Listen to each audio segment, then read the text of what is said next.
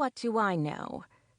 Of course, the very last thing Sloane felt like doing at the moment, on the heels of a 3-hour drive, was being on the receiving end of her mother's barrage of questions.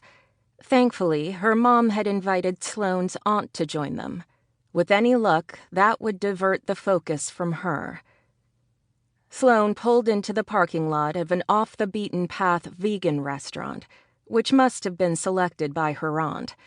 Apparently, they had the best tofu curry this side of South Asia. Period. Who could argue with that? She pushed in the front door and immediately homed in on her mother flailing her arms in the far corner to wave her over to their table. A blind man could have spotted her. "How's my baby girl?" Sloane's mother swooped in, kissing her forcefully on either side of the mouth as she crushed her cheeks between her fleshy palms. "I'm fine, Mom. That hurts." She shuffled into the booth and reached for a napkin to eradicate the tangerine lip stain she'd undoubtedly been branded with. Twice. "You need to put some meat on those bones."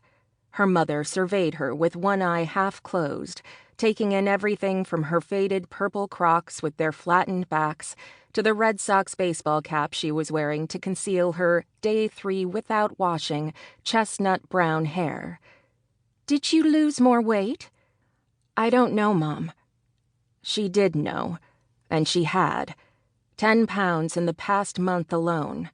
Quite unintentionally. "I'm just stressed out, I guess."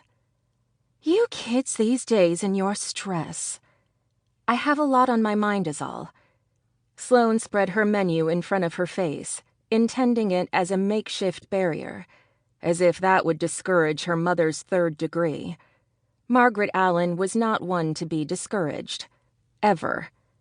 As a devout Catholic, somewhat ironic in light of her overbearing and overfeeding tendencies, she would have made a great Jew. As well as a lifetime busybody, her claim to fame was that she hadn't missed a Sunday at church in 36 years.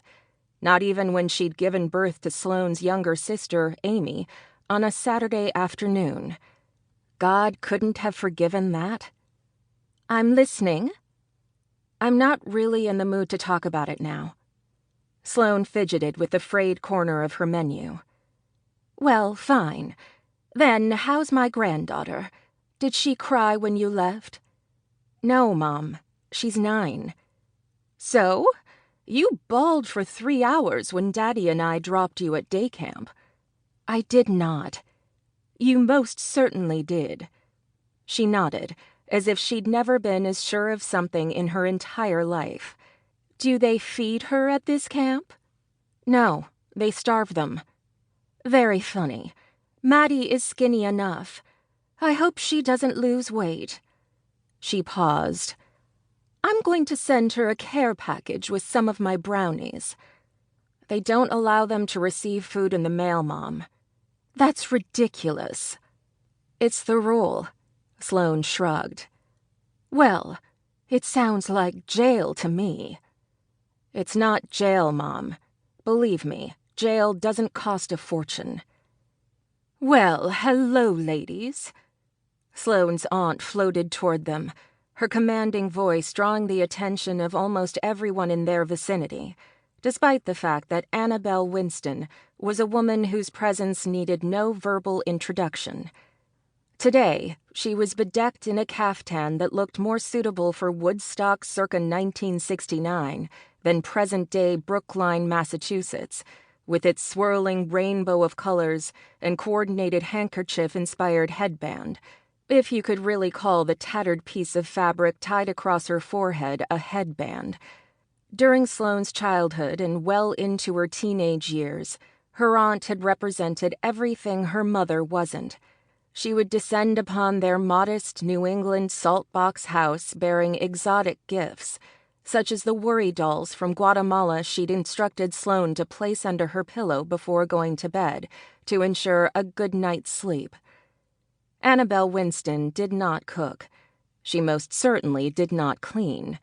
She didn't help with homework or wipe tears away when knees were bruised. But she did regale Sloane and Amy with tales of her...